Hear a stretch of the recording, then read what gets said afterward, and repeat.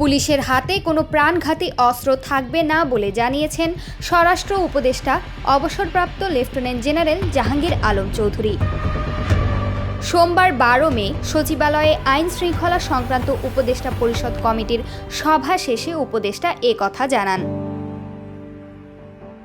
স্বরাষ্ট্র উপদেষ্টা বলেন, পুলিশের হাতে কোনো মারণাস্ত্র থাকতে পারবে না, যাদের হাতে রয়েছে সেগুলোও ফেরত দিতে হবে। তিনি বলেন, আমরা একটি সিদ্ধান্ত নিয়েছি, পুলিশের হাতে যাতে আর কোনো মারণাস্ত্র না থাকে, এগুলো তাদের জমা দিতে হবে। কোনো মারণাস্ত্র পুলিশের হাতে থাকবে না, অস্ত্র থাকবে আর্মড পুলিশ ব্যাটালিয়ন সদস্যদের হাতে। তাদের কাজ কিন্তু অন্য পুলিশের থেকে একটু ভিন্ন। র্যাপিড অ্যাকশন ব্যাটালিয়ন পুনর্গঠন নিয়েও কথা বলেন উপদেষ্টা জাহাঙ্গীর আলম। তিনি বলেন, র্যাব পুনর্গঠনে আলোচনা হয়েছে, এজন্য 5 সদস্যের কমিটিও গঠন করা হয়েছে।